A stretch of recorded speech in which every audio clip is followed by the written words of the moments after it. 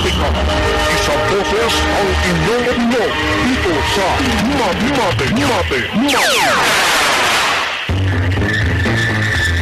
Matika, isang boses ang inyong opinyon dito sa Mate. At syempre, kahit po ng dati, ako pa rin po ang inyong lingkod, Sal De Leon, na nag-imbita po sa inyo na sana'y samahan niyo ako at ng aking katuwang sa gabi ito sa loob lamang po ng isang oras, alas 6 hanggang alas 7. Dito lamang po sa himpilang DZRJ 810 kHz yung mga talapitan. Ito po ang Radyo Bandido. Matika, isang boses ang inyong opinyon dito sa Mate.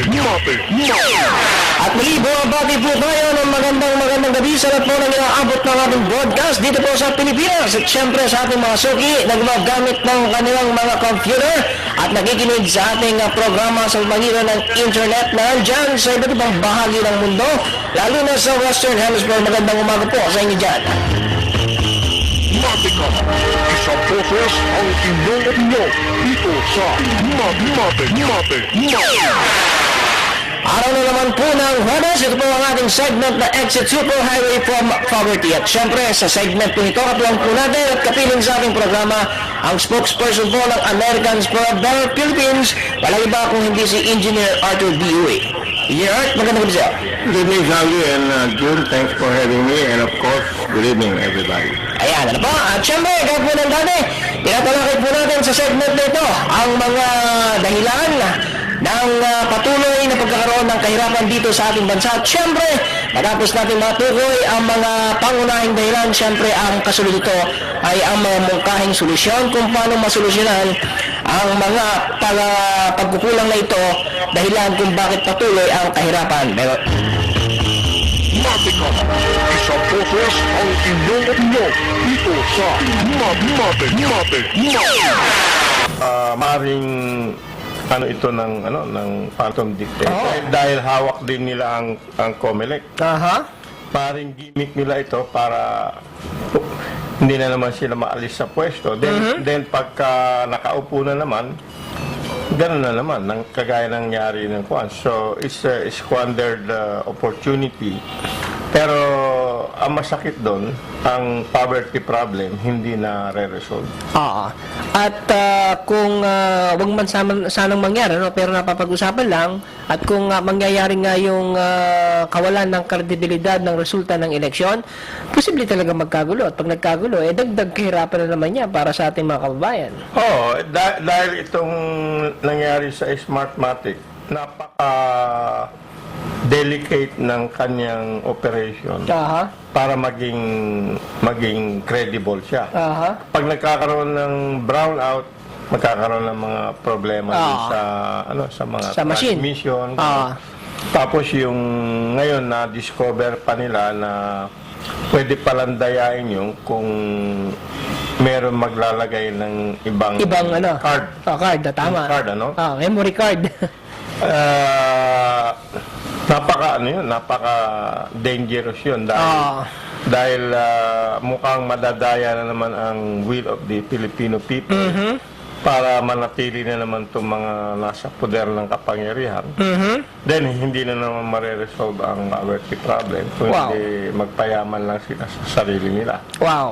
At nakakatakot nga dahil mismong Smartmatic at taka yung tip ay talagang inamin nila na talagang may kasalanan sila, may pagkukulang sila sa bagay na inamin nila yun At sabi nga nila, papalitan na lang namin. Pero what is the assurance? Engineer, what is the assurance na yung ipapalit nila, 100% okay na yun?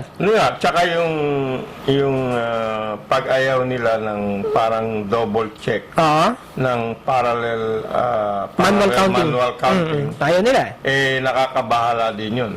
Dahil binigay mo na lang lahat sa Smartmatic system ang pagbilang na hindi na pwede namang maloko. Yes. At nakikita maraming depekto sa makina mismo. Yun nga, na kagaya niyan, na wala na naman yung check and balance sa election.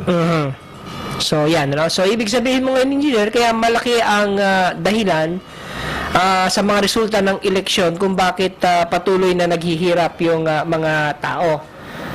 Dahil nga sa unang-una, Hindi yung talagang gusto o yung karapat-dapat ang nananalo. Kung hindi, sinasabi mo nga, kung hindi yung may connection sa phantom dictator, ay yun ang nananaig sa mga resulta ng anumang eleksyon.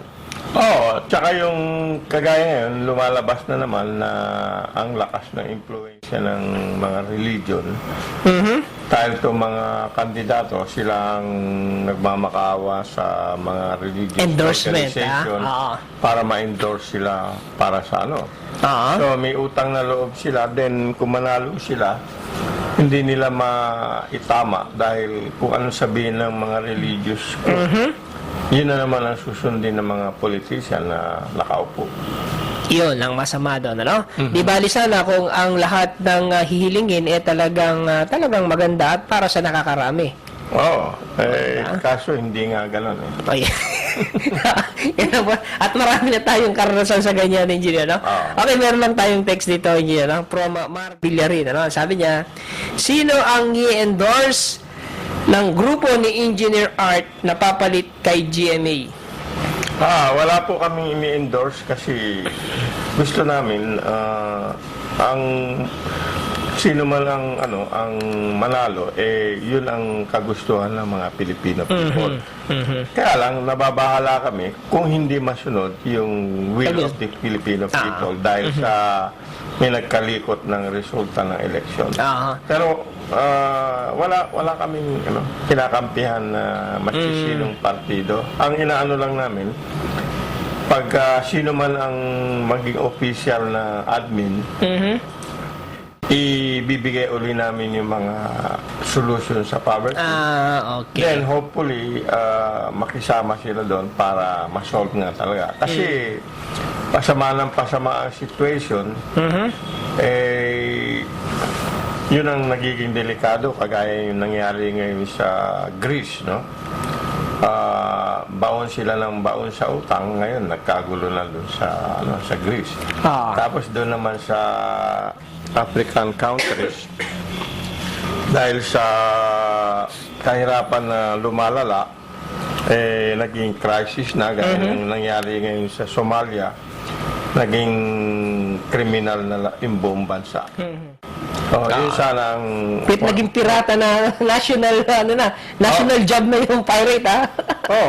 dahil kung sobra ng kahirapan, siyempre they have to survive somehow, di ba? Of course, okay. Okay, no? Ayan ang mga problema. Okay, meron pa rin pasundot na text si Mara, no? Sabi niya, lahat ng pinag-uusapan natin many years ago pa, Kasaldi, nagkakatotoo na. Bakit di mo sabihin sa kanila na may full electronic election system na 100% some text missing, ano? So 100% full electronics yun. Walang papel, walang ballpen. So ito yung full automation election talaga. Full electronic election, no? Pwede mangyari yun kung magkaroon ng kumpiyansa at saka tiwala ang mamamayan dahil sa nakita nila na reliable naman. Actually, nakita ko yung sistema, reliable kasi, alimbawa, may computer, boboto ka rito. Pag pinindot mo yung kandidatong iboboto mo, pag pindot mo, i-score ka agad yun sa central office. May one na si ganito. One na naka na ron. Sa ibang presinto, pag nagdagdag ulit ng isa, magiging 2 na yun, 2 na. So, ibig sabihin, walang pagkakataon na dayahin kasi, ang timanong pag boto mo sa kanya, lilitaw ka agad yun doon sa central office. Parang ganon. Maganda pagka ganon. Yun nga. Ang importante, magkaroon ng kumpiyansa. Ang problema, ang mamamayan. Ang problema, ito. Ipinlisent sa COMELEC yan, halos ayaw entertain, ano? Kasi walang kikitain. Saka hindi ma-manipulate. Hindi ma-manipulate eh. So, trabaho na rin siguro ng phantom dictatorship yun. Kasi, wag yan. Kasi, almost perfect yan. Hindi natin madadaya yan. Hindi natin Pwede, no?